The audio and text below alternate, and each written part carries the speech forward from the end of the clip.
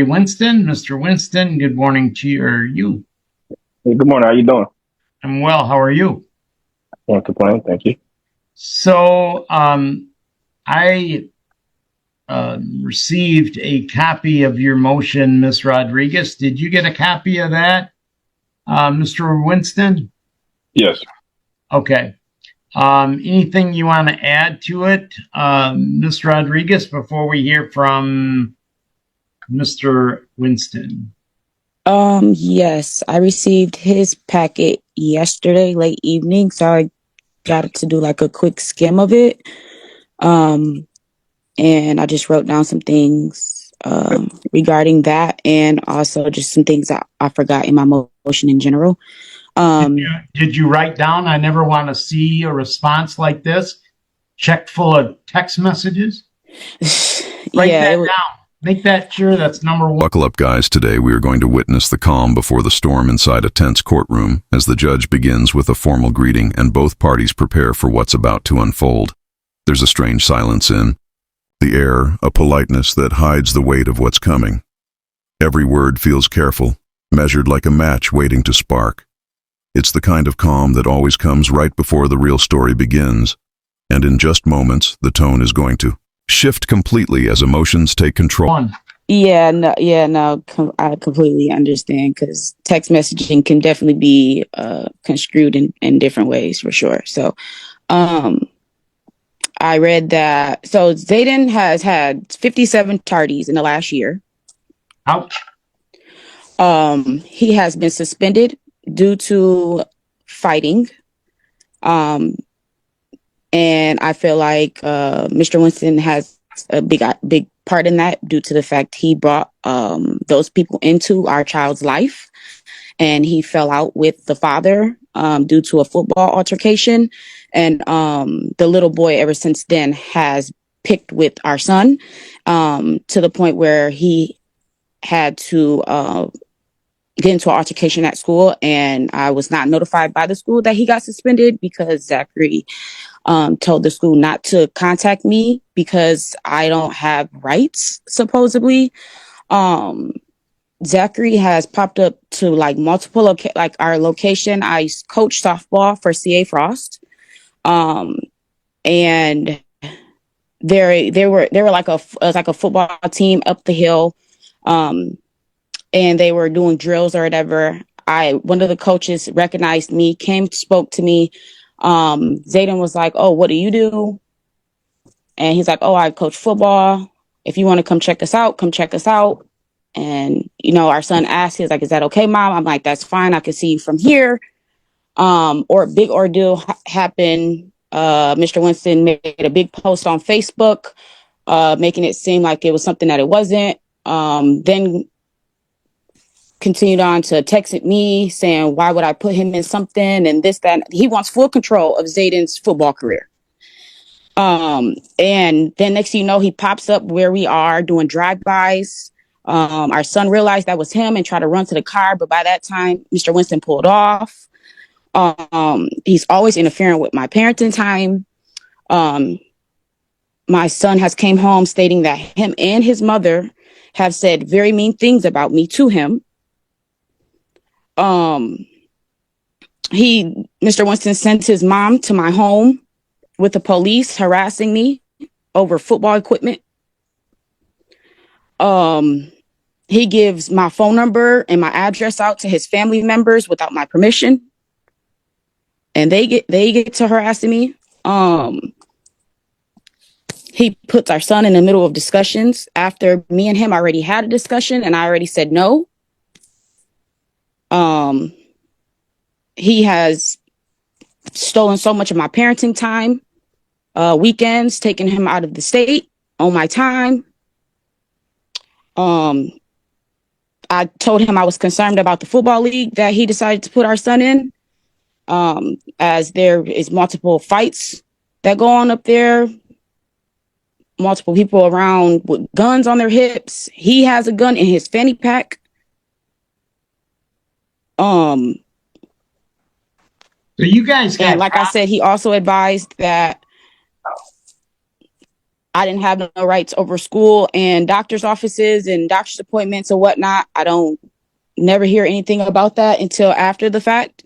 So how can we fix this? Sorry, say that again. How can we fix it? I'm open to whatever. All I ask is for more time with my son and not to be interrupted on my time, because I don't interrupt him. I respect him as a father to our child. All right, guys, this is where everything erupts. Miss Rodriguez takes the floor, and her voice trembles with anger and frustration as she lays down a storm of accusations. She speaks of fights, drive-bys, Facebook posts, and disrespect that have left her feeling powerless. Every word hits like a punch, and the courtroom tension becomes almost unbearable. It's a raw display of emotion and pain as she demands. To be heard, it's not just about custody anymore, it's about pride, control, and fear. And this moment marks the emotional peak where the drama fully explodes before everyone's eyes.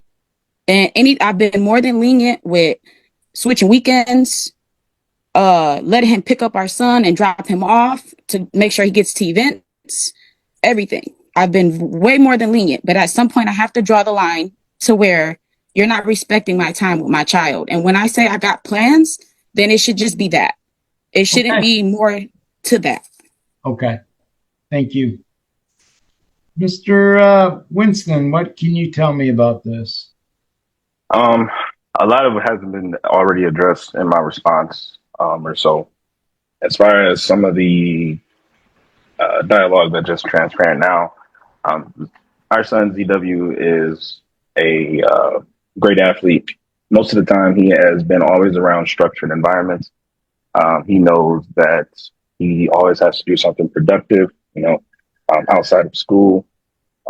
As far as the environments or so, the equipment was by my mother. She is not okay with the environment that is with the defendant's husband, which is why the police was escorted her to go retrieve some equipment that she did not provide back to my mom, that she bought for ZW after an incident that was at a practice where Alex had dragged him off the field during an altercation in front of parents and teammates, coaches, that one parent actually spoke about and reached out to, provided her dialogue, what she's seen as well.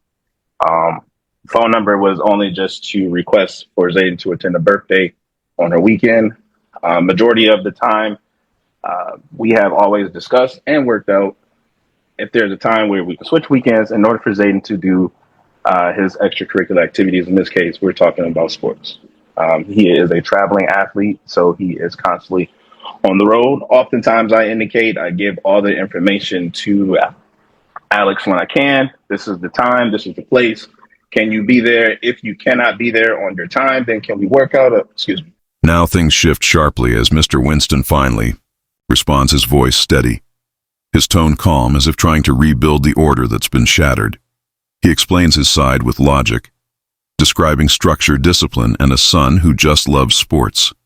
He defends himself against every claim, turning emotion into reasoning. Yet beneath that calm, you can feel the silent tension of two worlds colliding.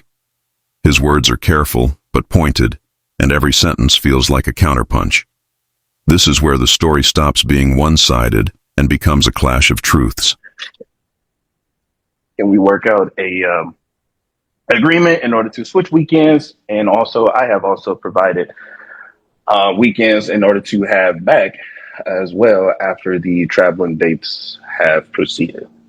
He has been to multiple colleges and whatnot as well. So all of this is just in response to what Zayden loves to do. Zayden loves to play sports. He is a straight A student as well. So there has not been any issues as far as school. As far as the suspension, he was bullied. He then retaliated. The school followed proper protocol as far as contacting me. And if they could not get in contact with me, then the next was to contact Alex. In response to that situation, once I arrived to the school, before that principal proceeded to explain the situation, I actually called Alex and placed her on speakerphone so that both she and I can speak with the principal concerning that incident as well. Do you think you folks can communicate effectively on this case, or do we need something to help you communicate? As the argument stretches on, the judge steps in and the tone changes completely. His voice slices through the noise with authority. Enough is enough, he says as he wrestles control of the room. His calm humor and firm words turn chaos into order. It's that critical moment where everyone realizes who truly holds power. The tension fades into silence, replaced by a kind of uneasy respect. This is the moment where the judge reclaims command, reminding everyone that emotion has limits and the law will have the final word. We have in the past have tried to use an app that was suggested by Gottlieb at the time. However, that app communication just ceased on that for one reason or another. I still have it active on my phone. I just know that. What is the name of it? It's lost in all of the other apps that I have. There was a parenting app. I know. That she suggested at the time.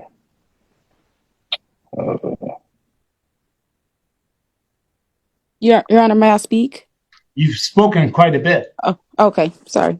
But give me a chance to put my 2 cents in here. Because you two have a gift of gab. Okay? You say you guys talk a lot. Did you find it? No, I do not. I have a new phone, so that app is not active on this phone. It is in my cloud, though. If I said it to you, would you know it? Yes.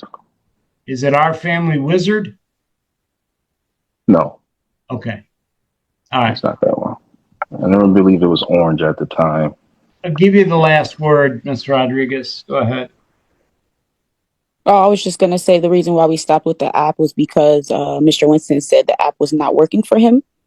And he said it was, what did he call it? Childish. And we should be able to talk like adults. So we started via text messaging. When adults act like children. App closed. That's what it is called. Your app closed. I'm sorry. When adults act like children, you have to employ different methods. So there's a lot of things I can do with this. But I'll straighten some issues out for you.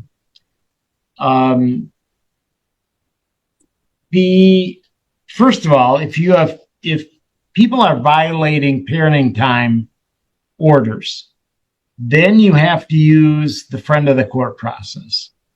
That's found at MCL 552.644. They're online. You can file it with the friend of the court, and they will try and meet with the parties and discuss it, see what they can do about it, those types of things. So that's one thing I can tell you. The second thing I can tell you is that the last custody order was on 12/3 of 21. And that provides joint legal custody with physical custody to plaintiff father. By virtue of Ms. Rodriguez having joint legal custody, she is absolutely entitled to a say on doctors, schools, all the major decisions, important decisions affecting your son. Okay? So she has that. Now, whether that creates a problem for both of you, because the remedy is very simple. If one of you thinks he should go to Burton Elementary and the other one thinks he should go to C.A. Frost, I get to break the tie, okay, after an evidentiary hearing.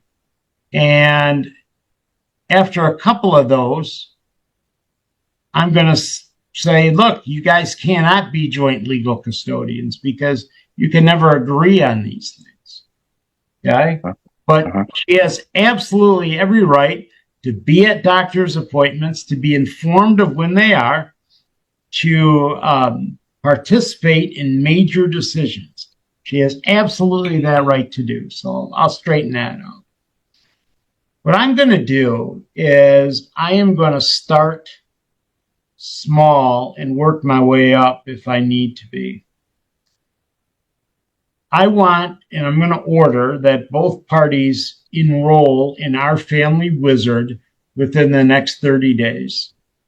It's another parenting app, but it's a little bit more it has a lot more to it. It has calendars.